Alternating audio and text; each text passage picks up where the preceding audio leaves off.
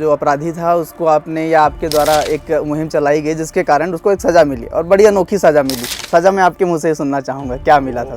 Court द्वारा उसको सज़ा ये दी गई थी कि महीने के माह के पहले एवं चौथे मंगलवार को वो थाने जाएगा और थाने में जो हमारा राष्ट्रीय ध्वज है उस राष्ट्रीय ध्वज को वो 21 बार सलामी देगा। अरे वाह! कि बजरंग दल की मुस्लिम धर्म से बड़ी नाराज़गी रहती है, उसकी कुछ वजह खास? ये आरोपी जो होते हैं वो ज़्यादातर एक विशेष समुदाय के होते हैं और जो अभी आपने नाम लिया वो मुस्लिम धर्म के ज़्यादातर होते हैं। शिवराज जी सीएम थे थोड़े समय पहले तक और अब मोहन यादव जी हैं, क्या अंतर देखते हैं और कौन ज़्यादा बेहतर है? या हमने मोहन यादव जी को कभी टोपी लगाते हुए नहीं देखा, इससे बड़ी खुशी होती है। ऐसा ही नेता आज की राजनीति में चाहिए। जबलपुर में बीते कुछ दिनों पहले का मामला है कि एक स्कूल को संडे की छुट्टी जो होती है उसकी बजाय शुक्रवार की छुट्टी कर दी गई कि जुमा रहता है इसलिए छुट्टी शुक्रवार को होगी।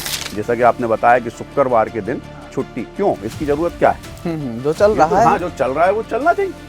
औरंगजेब का तो मैं खास तौर से जिक्र करूंगा और उसकी जब आज के समय में कोई तारीफ करता है या कि उसके पक्ष में कोई खड़ा होता है तो आपको कैसा लगता है? एक चीज़ और मुद्दा हमेशा ही छिड़ा रहता है, जब कोई त्यौहार आते हैं तब तो छिड़ता ही है कि अपने ही धर्म वालों से सामान लें। हिंदुओं के नाम से दुकानें रख लेते हैं और जब आप पेटीएम से यूपीआई वगैरह करते हैं तो नाम कुछ और निकलता। सीधी सीधी हमारा एक सिस्टम है, हमारा विश्व हिंदू परिषद बजरंग दल का, कि लव जिहाद, लैंड जिहाद और धर्मांतरण और हमारी बहनों के साथ लव जिहाद बिल्कुल नहीं करने देंगे, चाहे कुछ भी हो।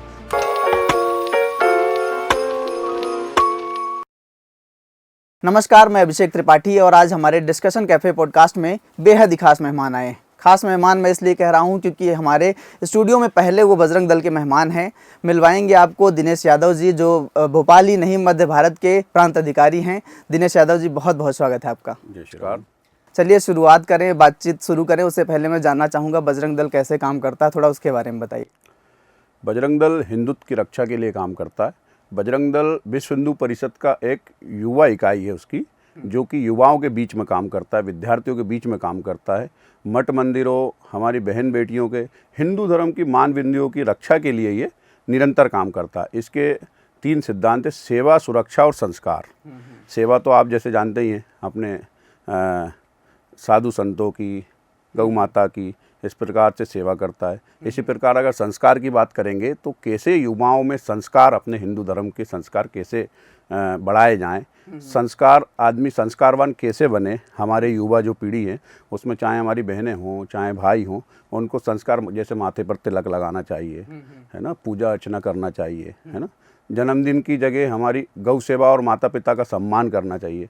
माता पिता का सम्मान किस प्रकार करना चाहिए, इस प्रकार के पूरे संस्कार भी विश्व हिंदू परिषद बजरंग दल द्वारा युवाओं को समय समय पर दिए जाते हैं। हाँ, मैं ये भी जानना चाह रहा था, जैसे विश्व हिंदू परिषद है, बजरंग दल है, आरएसएस है, बाकी जो ऐसी संस्थाएं हैं, ये एक समान है या कैसा क्या है, या कोई अंतर है सब में? ये सब समान ही है, सभी हिंदुत्व के लिए काम करने वाले संगठन हैं।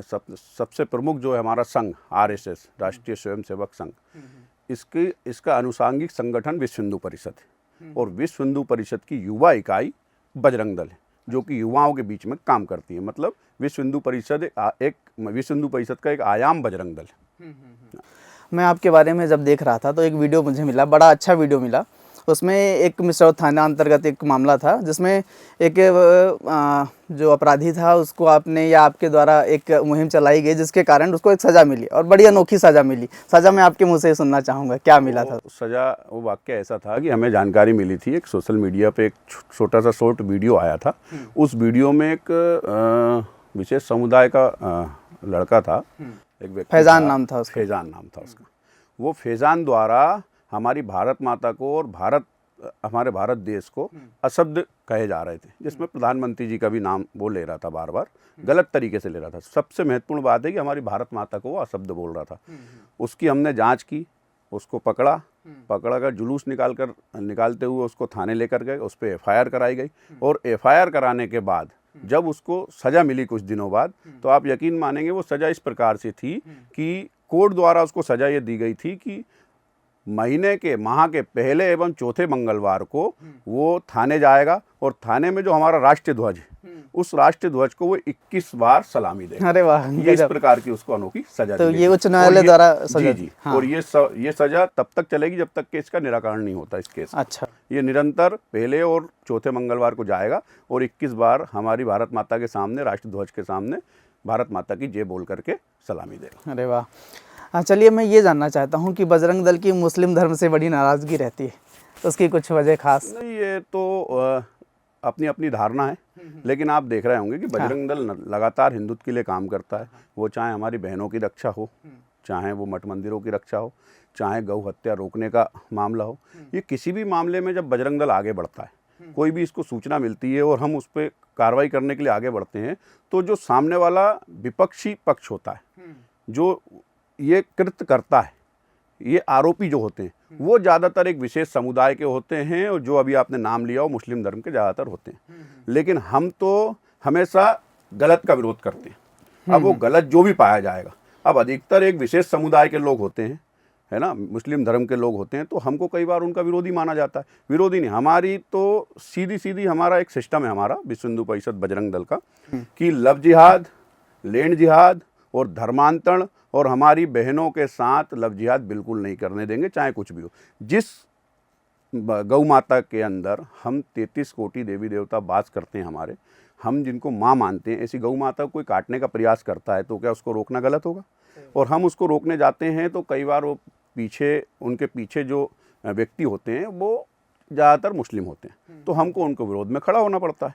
और उनके विरोध में जब हम जाते हैं तो लोगों को, या मान लो समाज के जो बुद्धिजीवी लोग हैं, इनको ऐसा लगता है कि बजरंग दल तो विशेष समुदाय के खिलाफ है। विशेष समुदाय के खिलाफ नहीं है, हम तो विशेष समुदाय के अंदर कुछ जिहादी तत्व के लोग हैं, उनके विरोध में बजरंग दल होता है और हम हमेशा रहेंगे उसके लिए हम उसमें या तो वो अपने आप में सुधार करें, वो गलत ना करें तो हमें क्या दिक्कत। समाज में तो और भी लोग हैं जो लगातार अपने जीवन यापन के लिए सिस्टम से काम करते हैं, लेकिन कुछ लोग जो जानबूझ करके हिंदू भावनाओं को ठेस पहुंचाते हैं। हम जो बता रहा हूँ, जिसकी गौ माता को हम माँ मानते हैं, ऐसी गौ माता को काटने का प्रयास करते हैं, हमारी बहनों को बेला पुछला कर ले जा करके उसके साथ लव जिहाद करने का प्रयास करते हैं, और हमारे जो कुछ लोग हैं उनको डरा धमका के धर्मांतरण करने का प्रयास करते हैं। तो ऐसा कोई अगर प्रयास करेगा तो उसको रोकने के लिए हम जैसे लाखों कार्यकर्ता हैं बजरंग दल के, जो लगातार निरंतर 24 घंटे लगे रहते हैं और आगे भी लगे रहेंगे। आप वक्ता अच्छे लग रहे हैं, तो मुझे लगता है कि भारतीय जनता पार्टी अगर आपको टिकट दे भविष्य में तो चुनाव लड़ेंगे? नहीं, ये तो कभी हमने सोचा नहीं। निरंतर 25 सालों से हम संगठन के काम में लगे हुए हैं, हिंदुत्व की सेवा कर रहे हैं, और हिंदुत्व की सेवा जिस मंच पे अगर मौका मिलेगा हम तो हिंदुत्व की सेवा लगातार करते रहेंगे। चलिए, मतलब देख सकते हैं हम राजनीति में भी। खैर, मैं एक मामला आपको बताऊं, जबलपुर में बीते कुछ दिनों पहले का मामला है कि एक स्कूल को संडे की छुट्टी जो होती है उसकी बजाय शुक्रवार की छुट्टी कर दी गई कि जुमा रहता है, इसलिए छुट्टी शुक्रवार को होगी। वो मामला हालांकि तूल में आया, उसके बाद उस पर कार्रवाई भी हुई और वो बंद भी हुआ। लेकिन ऐसी जो सोच वाले जो लोग हैं उनके बारे में क्या सोचते हैं, क्या कहना चाहेंगे? ये तो अपनी अपनी मानसिकता है। कुछ लोग जानबूझ करके अपनी मानसिकता, अपने विशेष एक धर्म की मानसिकता वो समाज में लाना चाहते हैं, जिसके रिजल्ट इस प्रकार से आते हैं।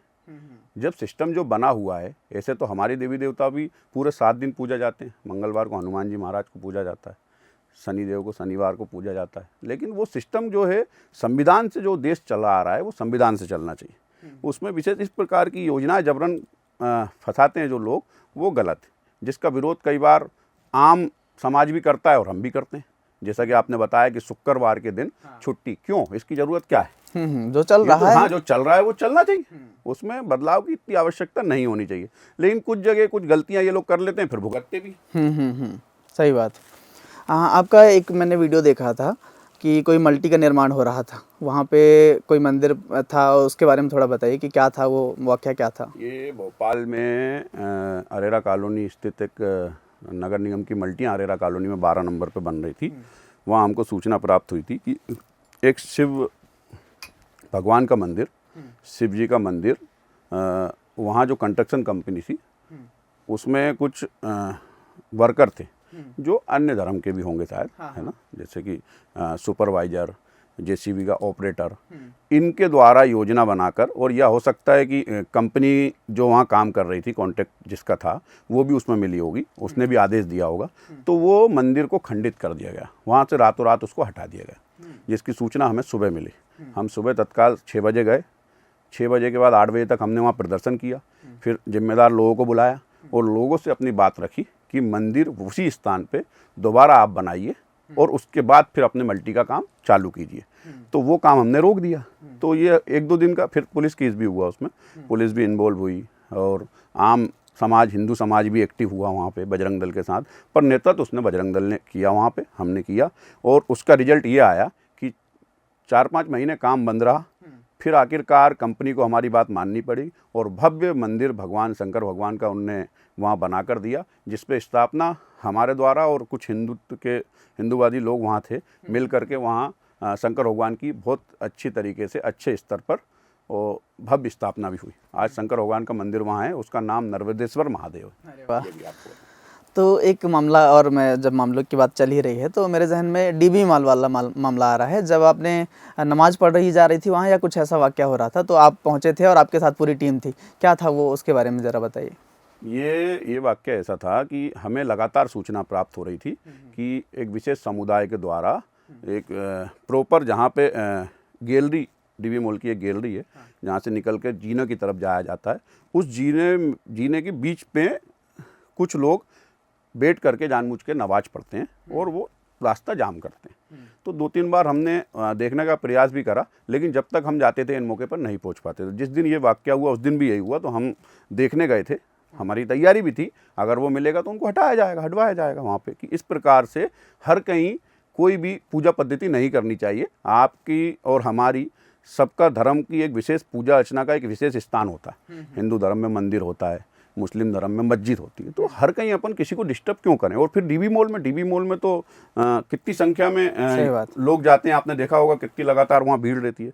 तो वहाँ हम गए तो हमने पहले तो लाइव चलाया, लाइव वीडियो बनाई, कुछ लोगों से बात करी, तो कुछ लोग थोड़े से गलत बात करने लगे कि हम क्यों हटें, हम तो कहीं भी नमाज पढ़ सकते हैं। तो वो नमाज उनके स्थान की वो जगह नहीं थी, मतलब नमाज पढ़ने का स्थान वो नहीं था, जिसका विरोध हमने किया। और विरोध भी हमने डायरेक्ट नहीं किया, हमने बोला अगर आप अपने धर्म की पूजा अर्चना कर सकते हो, आप नमाज पढ़ सकते हो, तो हम हनुमान चालीसा और भजन कीर्तन कर सकते हैं। हम भी दूसरे स्थान पे, वहाँ से हट करके दूसरे स्थान पे भजन कीर्तन हमने चालू किए, जिसमें कि पुलिस प्रशासन और जो मॉल का मैनेजमेंट था वो हरकत में आया और उनने हमसे पूछा कि आप क्या चाहते हो। हमने बोला हम तो ये चाहते हैं अगर कोई और भी धार्मिक यहाँ पूजा करेगा तो हम भी अपने धर्म की पूजा अर्चना करेंगे, हम भी हनुमान चालीसा का पाठ करेंगे। और अगर आप चाहते हैं कि ऐसा ना होना चाहिए, मॉल है, इसमें मॉल की तरह ही मार्केट चलता रहे और लोगों को परेशानी ना हो, तो आप उन्हें भी बंद कराइए, तो हम भी हट जाते हैं। तो उनने यही किया, वहाँ से वो सिस्टम उनने पूरा हटवा दिया। हमने भी अपना भजन कीर्तन पूर्ण करके हम भी वहाँ से हट गए। और आज आप वहाँ देखेंगे तो एक बड़ा बोर्ड वहाँ पे लगा हुआ है जिसमें लिखा है यहाँ पे किसी भी प्रकार की धार्मिक प्रार्थना का अनुमति नहीं। तो ये पहले ही लगा देते तो कोई दिक्कत ही नहीं थी, हम किसी के विरोध में नहीं थे वहाँ। ये था। धीरेन्द्र कृष्ण शास्त्री जी, अभी एक उनकी कोई पदयात्रा भी निकल रही है और निकलती रहती है समय समय में सनातन के लिए, सनातन की एकता के लिए, तो उस पर आप क्या सोचते हैं? दूसरा हिंदू राष्ट्र को लेकर आप क्या सोचते हैं? अब आप जो यात्रा की बात कर रहे हैं तो सनातन हिंदू एकता यात्रा है, जो कि हमारे जो संत हैं पूज्य, जो युवाओं के और पूरे हिंदू धर्म के अभी ब्रांड बने हुए हैं हमारे धीरेन्द्र कृष्ण शास्त्री जी। तो ऐसे महाराज हमारे हिंदू एकता के लिए इतनी बड़ा कार्यक्रम कर रहे हैं। एक बार पहले भी उनने एक यात्रा निकाली थी, अब ये दूसरी उनकी यात्रा है जो दिल्ली से मथुरा तक आने वाली है। तो इस यात्रा का उद्देश्य ही हिंदुओं को एक करने का है, किसी के विरोध में नहीं। जैसे कुछ लोग जबरन माहौल बना रहे हैं, उसमें एक चीज़ हम ये भी देख रहे हैं कि बहुत सारे मुस्लिम धर्म के लोग भी शामिल हो रहे हैं। हाँ बिल्कुल हो रहे हैं, जिनको ये समझ में आ रहा है कि जिस प्रकार देवी देवता बैठते हैं या अन्य समाज के लोग अपने धार्मिक कार्यक्रम करते हैं, तब किसी को कोई प्रॉब्लम नहीं होती, सब अपने अपने। और यहाँ तक होता है कि हम कहीं पे सहयोग भी करते हैं कई बार। तो इसी प्रकार से अन्य धर्म के लोग भी हमारे धीरेन्द्र कृष्ण शास्त्री जी के साथ सहयोग कर रहे हैं। और कुछ लोग जो विरोधी, जो हमेशा विरोधी होते हैं, वो विरोध कर रहे हैं। पर यात्रा सफल है, बहुत भव्य है, बहुत प्रतिष्ठित नामी ग्रामी हस्तियां उसमें सम्मिलित होने वाली है। हम जैसे लाखों हिंदू वहाँ सम्मिलित होने वाले हैं उस यात्रा में, और यात्रा महाराज जी की सफल होगी। और जैसा आपने पूछा हिंदू राष्ट्र तो पहले से ही है, ये तो हिंदुओं का ही देश है, भारतवर्ष जिसको हम कहते थे पहले, ये तो महाभारत और रामायण काल से चला आ रहा है। तो वो भारत हिंदू राष्ट्र ही है, केवल घोषणा की देर है। वो भी हो सकता है कुछ समय बाद, कुछ समय लग सकता है। जिस प्रकार आपने देखा कि हमारा राम मंदिर पहले भी राम मंदिर था और आज भी भव्य राम मंदिर आपके सामने है। उसका विरोध बीच में और कई परिस्थिति बनी, उसमें हमारे राम मंदिर में लाखों लोगों का बलिदान हो गया। लेकिन आप देखेंगे हिंदुत्व का जो गौरवशाली हमारे राम भगवान का जो घर जिसको बोलेंगे हम, ऐसा भव्य राम मंदिर रामलला का जो स्थान था वो उनको मिल गया और भव्य राम मंदिर वहाँ पे बन चुका है। इसी प्रकार कुछ समय बाद हिंदू राष्ट्र भी घोषित हो जाएगा। अभी अयोध्या की बात हो गई, मथुरा और काशी का भी मामला चल ही रहा है, बिल्कुल चल रहा है। तो उसमें क्या सोचते हैं आप? अब आपने तो देखा ही है, वो लगातार चल ही रहा आपके सामने है। उसमें तो अब ये मान लीजिए कि मेरे को लगता है 70% तो चीज़ें क्लियर हो चुकी है कि मंदिर था किस प्रकार के, मंदिर को ढांचे को बदलाव करके और दूसरा रूप देने का प्रयास किया जा रहा है, जैसे मुगल शासक पहले भी करते थे हमारे मंदिरों को। हाँ, मेरे जहन में ये सवाल भी आ रहा था कि जब मुगल शासक थे उन्होंने बहुत सारी चीज़ें की, हिंदुओं के खिलाफ़ की, हिंदुओं को परेशान किया, प्रताड़ित किया। औरंगज़ेब का तो मैं ख़ास तौर से जिक्र करूँगा। और उसकी जब आज के समय में कोई तारीफ़ करता है या कि उसके पक्ष में कोई खड़ा होता है तो आपको कैसा लगता है? कैसा क्या लगता है, उसकी मानसिकता झलकती है कि मानसिकता झलकती है किस प्रकार की बेशर्म की हद पार लोग कर देते हैं। जो कि इस प्रकार कत्लेआम जिसने किया, हिंदुओं का किया वो तो ठीक है, वो तो जो उनके पक्षधर हैं उनके भी पूर्वजों का कत्लेआम उसने किया, तो उसका भी लोग समर्थन करने के लिए आज के समय में तैयार हैं। उसके नाम पर अपने बच्चों के नाम तक रख लेते हैं। इस प्रकार के बेशरम लोग यहाँ हैं। लेकिन आपको भी पता है कि ये भारत देश है, इसमें संविधान की बात ज़्यादा होती है, तो संविधान को आड़े रख करके लोग कुछ प्रकार के ऐसे कृत्य कर देते हैं और अपनी जो अंदर की भावना है वो प्रकट करते हैं ऐसी जिहादियों का समर्थन में। तो अब मैं थोड़ा पॉलिटिकल की तरफ रुख मोड़ूंगा। मुझे बताइए, प्रधानमंत्री मोदी जी के बारे में आप क्या सोचते हैं, और कोई दूसरा नेता मोदी जी के अलावा बताइए जो आपको पसंद हो भारतीय राजनीति में। मोदी जी तो सबको पसंद है, क्योंकि मोदी जी जब से आए हैं, जब से हिंदुत्व के कुछ जो मेन विषय थे, जैसे कि लोग बोलते हैं कि अब नाम नहीं लूँगा पार्टी का, लेकिन फिर भी बताऊँगा, एक विशेष पार्टी है जो इन विषयों पर ही चुनाव जीतती आती है। लेकिन ये कितनी बड़ी बात है, उसी पार्टी के होते हुए, जिसको भारतीय जनता पार्टी कहा जाता है, इस पार्टी के होते हुए बड़े बड़े मुद्दों का सोल्यूशन हो गया। जैसे हमारा राम मंदिर, धारा 370, लोग बोलते हैं कि इन्हीं विषयों पर भारतीय जनता पार्टी चुनाव जीतती आ रही है, लेकिन इतने बड़े मुद्दे उसने आज क्लियर कर दिए। धारा 370 का मामला सोल्व हो गया, राम मंदिर का मामला जो है बिल्कुल क्लियर हो गया, राम मंदिर वहाँ बन चुका है। लेकिन फिर भी निरंतर काम चल रहा है। ऐसे मोदी जी की जो नेतृत्व में जो सरकार चल रही है, मोदी जी की जो विचारधारा हैं, उसमें बुजुर्गों से लेकर युवाओं तक और माताओं से लेकर हमारी बहनों तक सब खुश हैं उनकी योजनाओं से, उनके सिस्टम से। तो उनकी ये जो नीति है वो भारतवर्ष के लिए बहुत लाभदायक है। मध्य प्रदेश की बात करें तो कौन सा नेता आपको पसंद है मध्य प्रदेश की राजनीति में? अब नेता नहीं, हम तो जो हिंदुत्ववादी बात करेगा, तो यही मैं पूछ लेता हूँ। शिवराज जी सीएम थे थोड़े समय पहले तक, और अब मोहन यादव जी हैं, क्या अंतर देखते हैं और कौन ज़्यादा बेहतर है, या आप जो कुछ कहना चाहें दोनों के बारे में अगर कुछ कहना चाहें? दोनों अपनी जगह ठीक हैं, पर एक जरूर विषय है जो बोलना तो नहीं चाहिए, लेकिन फिर भी मेरे मन में हाँ, बोलिए, बिल्कुल बोलिए। हमने मोहन यादव जी को कभी टोपी लगाते हुए नहीं देखा, इससे बड़ी खुशी होती है। ऐसा ही नेता आज की राजनीति में चाहिए। मतलब हो गया सीधे तौर पर नहीं, पर आपने कह दिया जो कहना था, आप समझ सकते हैं। खैर, मुझे ये बताइए, जो लव जिहाद का आपने जिक्र भी किया और हमने वीडियो के ज़रिए देखा भी, आपने बहुत सारी बहन बेटियों को बचाया भी है इससे, तो इसके बारे में क्या सोचते हैं और आगे कैसे इस पर लगाम लगाई जा सकती है? अब आप देखेंगे कई बार लव जिहाद के मामले हमारे सामने आते हैं, हमारी बहनों को जानबूझ करके टारगेट करके बहला फुसला कर, है ना, उनको प्रलोभन तरीके से दे करके और बहला फुसला कर ले जाया जाता है। फिर शारीरिक शोषण किया जाता है, मानसिक प्रताड़ना दी जाती है, और आगे चल के फिर धर्मांतरण, लव जिहाद जैसे मामले सामने आते हैं। और कई मामलों में हमने हमारी बहनों को बचाया भी है।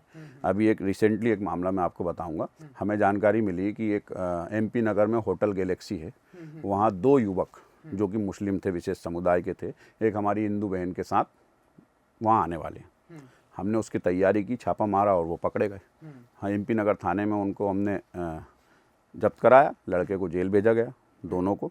और बाद में वो सामने आया तो एक विदिशा का और एक भोपाल का था, जो हमारी बहन को बहला फुसला करके और लगभग 8 से 10 महीने से वो उसके साथ शोषण कर रहा था। बाद में वो बहन ने भी अपराध दर्ज कराया उस पर, और वो अभी जेल में। इस प्रकार कई बहनों का मामले सामने आए जिसमें हमारी बहनें घर वापसी भी हुई, और ऐसे धर्मांतर, लव जिहाद जैसे मामलों से हमारी बहनें बचती हैं। और आगे भी हम जैसे बोलना चाहेंगे कि इन चीज़ों को समझना चाहिए, किस प्रकार सूटकेस में हमारी बहनें मिलती हैं। अब आपने देखा होगा कि 35 टुकड़े तक वो कर देते हैं, क्योंकि उनके मन में दया भावना नहीं। वो तो अब जैसे बोलना चाहिए सीधे, एक विशेष काम के लिए वो ये योजना बनाकर काम करते हैं, उनका काम निकल जाता है तो फिर उसको यूज़ करके कैसे फेंकना है वो जानते हैं। लेकिन ये चीज़ें हमारी आज भी कुछ बहनों को समझ में नहीं आता, और जो आज भी कई मामलों में कई जगह इनके चंगुल में आज भी फंसी हुई हैं। और निरंतर बजरंग दल और बजरंग दल के कार्यकर्ता, हिंदू समाज में भी बहुत लोग लगे हुए हैं निरंतर, हमारी बहनों को बचाया जाए और ऐसे लव जिहादी और जिहादी तत्व के जो लोग हैं उनको जेल के पीछे भेजा जाए। मध्य प्रदेश की राजनीति में जैसे आपने मोहन यादव जी का जिक्र किया कि वो टोपी नहीं पहनते हैं, बड़ी खुशी होती है। कोई और नेता बताइए जो हिंदुत्व के लिए अच्छा काम कर रहा हो या सोचता हो हिंदुत्व के बारे में। बहुत सारे नेता हैं, जैसे हाँ भोपाल की बात करेंगे तो रामेश्वर शर्मा जी हैं। इस प्रकार से बहुत सारे नेता हैं जो हिंदुत्व की बात करते हैं, और जो हिंदुत्व की बात करता है वो छुपा नहीं होता, वो समाज में सामने आकर काम करता है और समाज उसको एक्सेप्ट करता है। आपने सम्मान की बात करोगे आप, तो जो भी आप जितने भी नाम अभी लोगे आप, तो ये आप उनकी पब्लिसिटी से, उनके समाज में जो उनका मान सम्मान है उससे अलग ही दिख जाता है कि ये मान सम्मान किस लिए इनको दिया जाता, क्योंकि वो काम हिंदुत्व के लिए करते हैं। मतलब वो समाज में तो काम कर रहे हैं, लेकिन वो ध्यान रखते हैं कि हमें क्या करना है और कैसे करना है। एक मतलब कभी गलत नहीं करना, लेकिन धर्म क्या बोलता है और सच क्या है, ये आदमी इस आधार पे चलता है तो उसकी जो छवि है ऑटोमेटिक सामने आती है, जो कि आज सब लोग देख ही पा रहे हैं। हाँ, आज हमारे मोहन यादव जी हैं और बहुत सारे नेता हैं जो हिंदुत्व के लिए काम करते हैं। अब ज़्यादा नाम लेना ठीक नहीं है, पक्षपात होगा, है नहीं, लेकिन बहुत सारे लोग हैं जो काम करते हैं। यूपी के मुख्यमंत्री जी योगी आदित्यनाथ जी के बारे में कुछ बताइए। अब वो तो आज के समय में देखते हो संत हैं वो तो, और संत राजनीति में आ रहे हैं, यही तो हिंदू राष्ट्र की पहचान है। इस प्रकार के जब संत हमारी राजनीति में आएंगे और सभी को साथ लेकर के हमारा धर्म का काम और हमारे भारत देश को आगे बढ़ाएंगे, तो यही हिंदू राष्ट्र। अभी एक रिसेंटली मामला हमने देखा, गौमांस की गाड़ी आपने पकड़ी थी या पकड़वाई थी, क्या मामला था, थोड़ा उसके बारे में बताइए। ये जो नवरात्रि चल रही थी, नवरात्रि का समापन था। दशहरे के दिन जब हमारा चल समारोह रहता है, भोपाल में बहुत बड़े स्तर पर चल समारोह रहता है, उसी की रात्रि की हमको सूचना थी कि आज रात्रि में एक गौवंश से भरी गाड़ी निकलने वाली है, गौ मात जिसमें बड़े स्तर पर रहने वाला है। तो हमने उसकी हम बोलते हैं चौकी बिठाना, कहने का मतलब उनकी तैयारी करना। हमारी पूरी टीम लगी थी लगातार संपर्क में, और हमको जानकारी मिली 3 से 4 बजे के लगभग वो गाड़ी निकलने वाली है। तो हमारे कार्यकर्ता मंडीदीप से पीछे लगे उसमें, और यहाँ नाके पे गणेश मंदिर के पीछे आयरा कॉलोनी में उस गाड़ी को पकड़ लिया गया।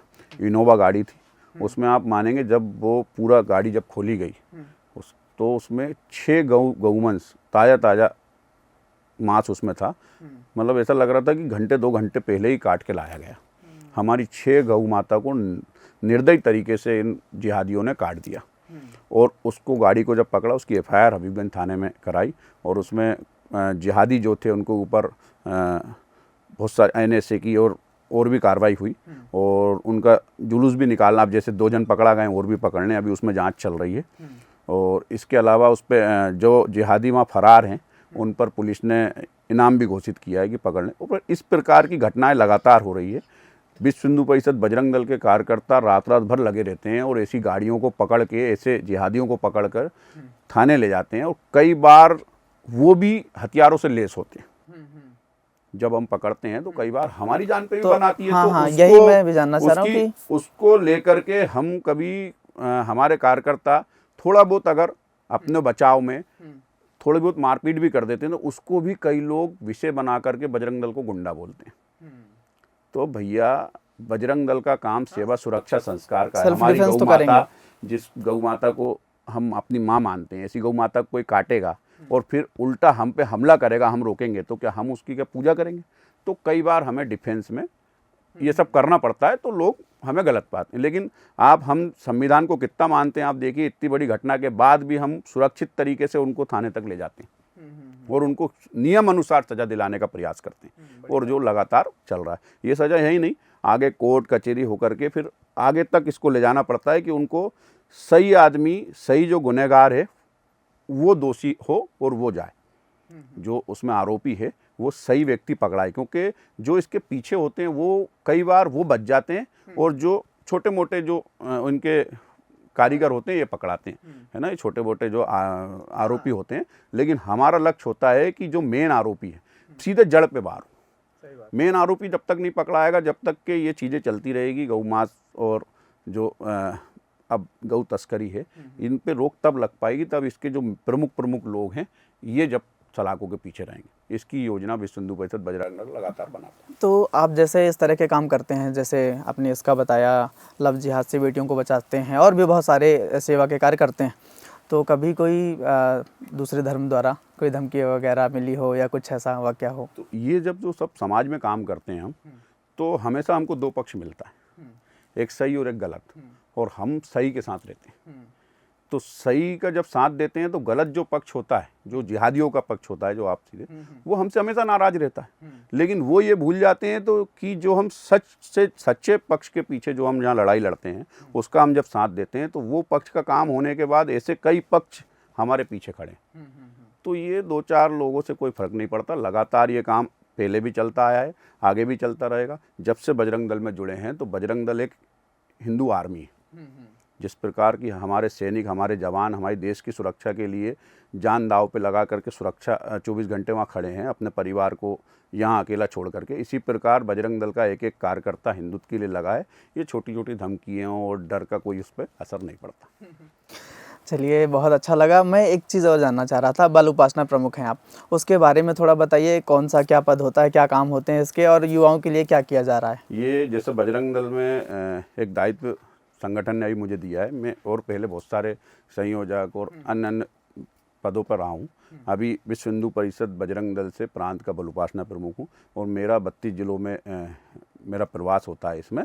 और 32 जिलों के अंदर जोन से भी जिले में युवाओं को हमको कैसे बलशाली बनाना है ना। जैसे बोलते हैं, हमारे संगठन में बताया जाता है, जैसे हनुमान जी महाराज का हम काम कर रहे हैं। हनुमान जी महाराज जिस प्रकार सेवा राम जी की करते थे, इसी प्रकार हिंदू समाज की सेवा बजरंग दल कर रहा है। तो वज्र के समान हमारा शरीर होना चाहिए। इसमें बल उपासना प्रमुख का बहुत बड़ा योगदान होता है, बहुत विशेष कार्य होता है कि हमारी युवा पीढ़ी, आप देख रहे हैं अभी कई जगह नशे की तरफ जाती है, तो वहाँ से निकाल करके बलशाली बने, अखाड़ा खोलें, अपने शरीर के लिए व्यायाम करें। जैसे हम 24 घंटे समय, कई बार 24 घंटे में से बहुत सारा समय मोबाइल में दे देते हैं, काम धंधे में देते हैं, परिवार में देते हैं, और भी जगह देते हैं, लेकिन थोड़ा सा समय हमको हमारे शरीर के लिए भी निकालना चाहिए, जिससे शरीर बलशाली बने और हमारा हिंदू समाज जो है मजबूत हो। क्योंकि हिंदू समाज में जब विपत्ति आएगी तो यही युवा शक्ति आगे आती है हमेशा, जो कि हिंदू समाज की रक्षा करती है। इसलिए बल उपासना प्रमुख का दायित्व महत्वपूर्ण माना गया है। और आपने देखा होगा और धर्म के लोग भी, जो युवा हैं, वो जिमों में जाते हैं। इसी प्रकार बल उपासना प्रमुख के नाते में भी हम विश्व हिंदू परिषद बजरंग दल लगातार प्रयास करता है कि ज़्यादा से ज़्यादा हिंदू युवा जो हैं बलशाली बने और अखाड़ा अपने शरीर को समय दें, अपने शरीर को जो है बलशाली बनाएं। एक चीज़ और मुद्दा हमेशा ही छिड़ा रहता है, जब कोई त्यौहार आते हैं तब तो छिड़ता ही है कि अपने ही धर्म वालों से सामान लें। जैसे उज्जैन महाकाल की बात करें तो वहाँ मैंने भी देखा है कि जो एरिया है महाकाल के आसपास का, वहाँ जो दुकानें हैं वो किसी और धर्म द्वारा चलाई जा रही होती हैं। तो ऐसे में आप क्या सोचते हैं कि किसी धर्म का या विरोध, या क्या सोचते हैं आप इसके बारे में, थोड़ा बताइए मुझे। सीधा है कि दीपावली के समय ये मुद्दा अभी उठा था रिसेंटली, तो हम बहुत सालों से इस अभियान को चला रहे हैं कि हम खरीदारी उससे करें, दीपावली खरीदारी हम उससे करें जो खुद भी दीपावली मनाता हो। जो हमारे धार्मिक त्योहारों के समय जो हम खरीदारी करते हैं वो ऐसे व्यक्ति से करें जो कि वो भी त्यौहार मना सकें। और सबसे बड़ी बात, जैसे पूजा अर्चना आपने बताया, मंदिर के आसपास जो दुकानें हैं, इसी प्रकार केवल महाकाल मंदिर की बात नहीं करें हम, तो छोटे मोटे से लेकर के बड़े से बड़े मंदिर तक, प्रत्येक मंदिर के आसपास कई बार फूल बेचने वाला, पूजा की जो सामग्री बेचने वाला है, वो दूसरे धर्म का भी होता है। लेकिन वो दूसरे धर्म का व्यवसाय तो कर रहा है, लेकिन उसको ये भी ध्यान रखना चाहिए कि जो यहाँ व्रत रख करके व्यक्ति आ रहा है, जो पूजा अर्चना कर रहा है, तो उसका मन जो है कितना पवित्र होगा। जब मन पवित्र होगा तो वो भगवान के जो चरणों में जो चीज़ें अर्पित करने जा रहा है वो चीज़ें भी पवित्र रहे। इसका ध्यान क्या वो दूसरे धर्म का व्यक्ति रख सकता है क्या, जो कि एक हिंदू रखता है? जो हम प्रसादी लेते हैं, जो हम माला लेते हैं, जो फूल लेते हैं, वो उतने ही पवित्र होने चाहिए जो कि मंदिर में भगवान के चरणों में और भगवान की पूजा में लग सके।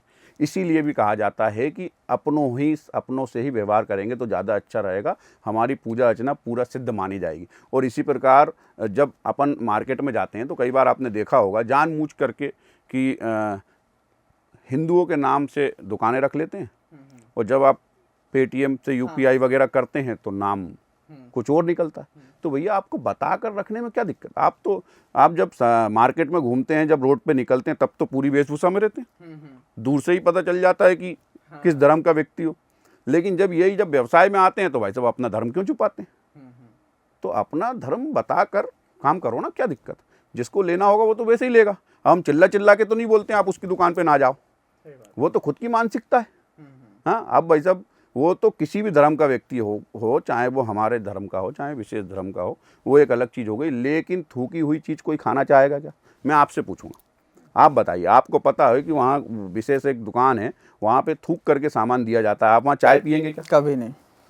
वहाँ पे आप बेकरी का सामान तो लेंगे क्या? नहीं पसंद करूंगा हाँ, उस जगह। बस इसी प्रकार हम भी चाहते हैं कि लोग शुद्ध रहें, स्वच्छ जीवन जिएं, अपने शरीर को भी स्वच्छ रखें और अपने मस्तिष्क को भी स्वच्छ रखें। इसके लिए बहुत ज़रूरी है कि हम सही जगह और सही लोगों से खरीदारी करें। चलिए, बहुत अच्छी बातचीत हुई आपसे। अंत में मैं ये हिंदुओं के लिए कोई संदेश हो आपका, वो बता दीजिए, ताकि जो हिंदुत्ववादी लोग हैं वो और बहन बेटियों के लिए संदेश ज़रूर बताइए। सबसे पहले तो जैसे आपने बोला कि हिंदुओं के लिए, तो अभी आप 1 मिनट पहले आपने सवाल पूछा था कि ऐसे लोगों से कि हम क्यों खरीदें, क्या है, तो वो अपनी वेशभूषा की बात हुई थी जैसे। तो एक दूसरे धर्म के लोग आपने देखा होगा कि पूरी वेशभूषा में रहते हैं। एक विशेष समुदाय के लोग होते हैं, वो पूरी टोपी से लेकर पूरे एक वेशभूषा में रहते हैं, है ना। मिशनरी जो क्रिश्चियन लोग होते हैं वो भी क्रॉस पहनते हैं। कभी आपने सोचा है कि हिंदू धर्म की क्या पहचान है? तो हिंदू धर्म की पहचान है तिलक, हाथ में कलावा और सर पे पीछे चोटी, जो कि अब बहुत कम लोग रखते हैं, जबकि ये बहुत ज़रूरी है। हमारे धर्म की पहचान कुछ तो हो, नाम तो सबका होता है। और आजकल तो आपने देखा होगा कि खान भी जब पकड़ाते हैं हमारे लफ्जियात और धर्मांतरण के मामलों में, उनका नाम निकलता है पप्पू, बबलू, इस प्रकार के नाम रख लेते हैं जानबूझ करके। तो इन चीज़ों को क्लियर करने के लिए हर हिंदू को, मेरा ऐसा आग्रह भी है, हर हिंदू को अपनी पहचान दिखाना चाहिए। माथे पे तिलक लगाना चाहिए, हाथ में कलावा पहनना चाहिए, ताकि वो दिखे। और हो सके तो इस प्रकार का भगवा वस्त्र भी धारण करना चाहिए। और इसी प्रकार आपने बोला कि बहनों के लिए क्या संदेश, तो बहनों से भी हमारा आग्रह है कि आज जो समय चल रहा है उस समय में हमको पारदर्शिता बहुत ज़रूरी है। किसी के पे भी, हम जिस कॉलेज में पढ़ रहे हैं, जहाँ हम जॉब कर रहे हैं, है ना, कहीं कंपनी में काम कर रहे हैं, तो वहाँ हमारे पास में बैठने वाली कोई सहेली होगी, हमारे साथ काम करने वाला कोई भाई अगल बगल में बैठता होगा, वो अगर किसी अन्य धर्म का है तो उस पर थोड़ा सा ध्यान रखें। ऐसे ही उसकी बातों में नहीं आना। नहीं तो कई बार आपने देखा होगा धीरे धीरे पहले चाय नाश्ता कराने ले जाते हैं, फिर अपनी पूजा घर में ले जाते हैं, और फिर हिजाब पहना देते हैं, और फिर धीरे से नमाज पढ़ाने लग जाते हैं और धर्मांतरण कराते हैं। ये हमारी बहनों को पता ही नहीं होता है सिस्टम क्या है। वो तो आजकल मॉडलिंग कर रही है, ऐसा लगता है उनको, तो लगता है कि आज का फैशन है ये तो। पर फैशन के पीछे उनकी मानसिकता क्या है? अगर फैशन है तो फैशन माथे पर तिलक भी तो हो सकता है, हाथ में कलावा भी हो सकता है, भगवा वस्त्र भी हो सकता है। पर अगर ये उस धर्म की बात करेंगे तो वो मंदिर की तरफ आपको कभी नहीं दिखेंगे। तो इस चीज़ों पर ध्यान देना चाहिए कि हमारी जो युवा पीढ़ी, हमारे भाई और हमारी बहनें हैं, इन चीज़ों को समझें, किससे दोस्ती कर रही हैं, किसके साथ जाना आना कर रही हैं, तो उन पर थोड़ा सा उसका बैकग्राउंड चेक कर लें। कोई कहीं ऐसा तो नहीं है कि कोई बबलू और पप्पू राजू, उसके पीछे कोई दूसरा नाम छुपा हो, जो कि बाद में पता चलता है, जिससे कि परेशानियां फिर कई बार बढ़ जाती हैं। बहुत बहुत धन्यवाद आपका, आपने हमारे लिए समय निकाला, बहुत अच्छी बातचीत हुई। और मैं आपसे कहूँगा भी कि ऐसे ही काम नेक जो आप काम कर रहे हैं वो हमेशा करते रहें। और दर्शकों, आपको वीडियो कैसा लगा उसके बारे में ज़रूर बताइएगा। कोई सवाल हो, कोई सुरक्षा या मदद की ज़रूरत हो तो आप भाई साहब से संपर्क भी कर सकते हैं। बहुत बहुत धन्यवाद।